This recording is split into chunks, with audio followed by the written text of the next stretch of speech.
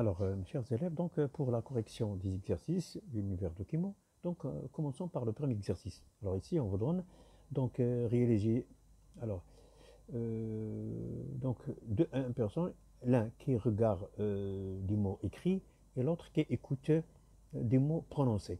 Alors nommez les zones plus actives du cortex selon les enregistrements A et B. Alors A, donc il observe, donc il regarde. Elle regarde quoi? Donc elle regarde quelque chose. Qu'est-ce que vous savez bien? Cet endroit-là, c'est la partie occipitale. Donc c'est l'aire visuelle. C'est l'aire visuelle. Alors pour B, écoute du mot ou bien de la musique. Donc cette partie-là, c'est l'aire auditive. L'aire auditive. Alors, sur la base de connaissances et des schémas, préciser les différentes activités nerveuses sollicitées. Activité nerveuse, regard de mots. Hein, c'est la sensation visuelle. On peut dire sensibilité consciente, hein, on peut l'accepter. On peut écrire sensibilité consciente, c'est acceptable comme réponse. Mais ici, parce qu'on vous donne deux cases, donc ici, sensation visuelle, ici, sensation auditive. Nature de l'influx nerveux, c'est le même influx, toujours influx nerveux sensitif. On peut ajouter son répète. Trajet de l'influx nerveux, donc c'est son répète, c'est-à-dire de l'organe vers le centre nerveux. De l'organe vers le centre nerveux. Rôle des zones actives, le rôle de l'aire auditive, l'aire visuelle, c'est quoi? C'est la traduction de l'influx nerveux en sensation visuelle. Ici, traduction de l'influx nerveux en sensation auditive, c'est-à-dire la distinction de tout ce qu'on écoute. Organe intervenant. Alors ici pour l'œil, donc le premier organe qui intervient, c'est l'œil. Hein, c'est l'organe sensitif qui reçoit l'influx nerveux. Puis cet influx va être transmis par quoi? Par le nerf optique. Et après le nerf optique, c'est l'aire visuelle située dans le cortex cérébral. Donc 3. Pour les organes qui interviennent dans l'écoute des mots. D'abord, l'oreille. C'est l'oreille, le premier organe qui reçoit le stimulus. Après stimulation des récepteurs au niveau de l'oreille, l'influx va être transporté par le nerf auditif, ou bien on peut dire un nerf sensitif. Puis, centre nerveux auditif au niveau du cortex cérébral. Voilà. Deuxième activité, le schéma ci-dessous présente de façon schématique deux activités nerveuses distinctes du système nerveux chez l'homme. Légendez le schéma. Donc 1, puisqu'il est en relation avec le muscle, donc c'est l'aire motrice. 2, cortex cérébral, 3, puisqu'il est relié au récepteur tactile, donc c'est l'aire tactile. 4, la moelle épinière. 5, récepteur sensoriel de la peau. 6, muscle, organe effecteur. Alors, identifie les deux activités nerveuses. Activité nerveuse 1. Activité nerveuse 1, c'est quoi? Donc 1, c'est sensation tactile, ou bien sensibilité consciente. Activité nerveuse 2, c'est la motricité volontaire.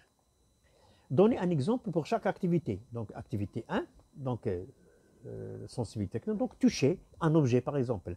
Hein, un objet on touche pour connaître sa forme, ou bien un verre de thé on dit qu'il est froid ou bien qu'il est chaud, donc c'est numéro. Exemple 2, donc la motricité, ça va être prendre un verre de thé, voilà.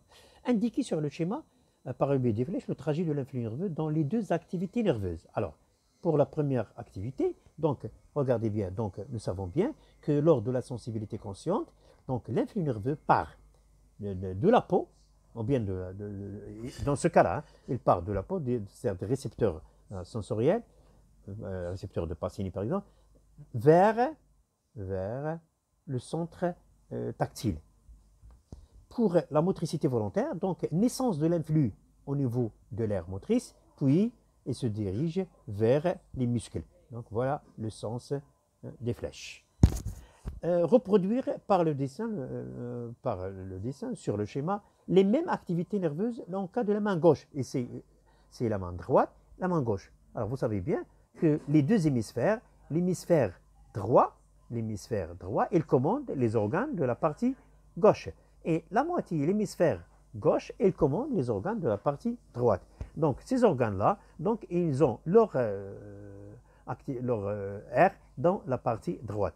Donc ça suffit de mettre un récepteur sensoriel de la peau, puis vers l'air sensitif et un muscle de la partie gauche vers la partie droite.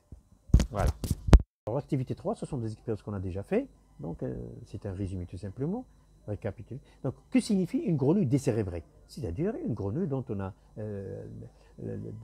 qui ne possède plus de cerveau, c'est-à-dire qu'on a détruit le cerveau. À partir des expériences, sachant que tout mouvement est produit des muscles, déduire les organes impliqués dans la réaction du réflexe. Alors, d'après ces expériences-là, alors la deuxième expérience, anesthésie. On anesthésie la peau. Donc, aucune réaction. Ce qui signifie que la peau intervient dans le réflexe. Voilà le premier organe. Section du nerf sciatique. Aucune réaction. C'est-à-dire le nerf sciatique intervient. Destruction de la moelle épinière. Donc, aucune réaction, ce qui signifie que la peau, le nerf sciatique et la moelle épinière interviennent dans le mouvement réflexe. C'était dans l'ordre. Les éléments interviennent dans la réaction du réflexe. Dans l'ordre, on commence toujours lorsqu'on excite, c'est-à-dire la peau. La peau. Puis, après la peau, c'est les fibres nerveuses sensitives qui vont conduire l'influx des récepteurs sensoriels en passant par la racine postérieure vers la moelle épinière. Puis, de la moelle épinière, ils partent des fibres nerveuses motrices qui vont conduire l'influx nerveux en passant par la racine antérieure vers les muscles. Donc les organes qui interviennent, donc la peau, fibres nerveuses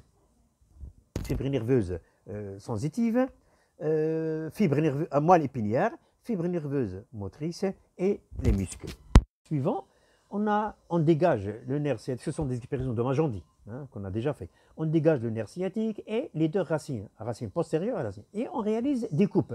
Ce sont des expériences de Magendie sur des chiens. Alors, la coupe A, lorsqu'on sectionne le nerf d'un chien au niveau de A, regardez bien, le membre énervé, elle perd la sensibilité et la motricité. Ce qui signifie quoi? On va conclure que le nerf sciatique contient des fibres nerveuses motrices et des fibres nerveuses sensitives. Pourquoi? Parce que la perte de la sensibilité signifie l'existence de fibres sensitives. La perte de la motricité signifie que le nerf sciatique contient des fibres motrices. Alors de titrer, c'est quoi? Des expériences. Ah voilà le titre, on peut lui chercher des textes. Mettre en évidence les caractéristiques de contenu du nerf sciatique. Voilà le titre. Que peut-on conclure du résultat de la section au niveau de A? On a répondu. Que peut-on conclure des résultats des sections au niveau des points B et C? Justifie la réponse. Alors, section au niveau de B. Donc B, voilà, regardez bien, le membre énervé par le nerf perd sa sensibilité, c'est-à-dire ce qui signifie qu'il contient des fibres nerveuses sensitives, sans perdre de mobilité, c'est-à-dire qu'il ne contient pas. Donc, conclusion, le nerf, la racine postérieure contient des fibres nerveuses sensitives. Pour la section B, pour la section C, donc le membre énervé par le nerf perd sa motricité. Il perd sa motricité, mais pas la sensibilité. Donc la racine contient des fibres nerveuses motrices et pas des fibres nerveuses sensitives. Sur la base de tes réponses et tes connaissances, représentées en complétant convenablement la figure ci-dessous, l'arc réflexe. Alors c'est du cours. Donc on commence toujours par la peau. Voilà, on revient. Donc naissance de l'influx qui va passer par la moelle, par le nerf sciatique, ou bien le nerf rachidien en général, puis par le ganglion, et puis à travers la moelle épinière. Voilà, c'est la moelle, c'est la racine postérieure, racine antérieure. Alors ici, vous allez tracer des neurones d'association, puis fibres nerveuses motrices vers le muscle, donc muscle, organe, effecteur. La légende, c'est substance blanche, ganglion spinal. Donc ici c'est corne. La substance grise, c'est la substance grise, là, c'est la racine antérieure. Voilà.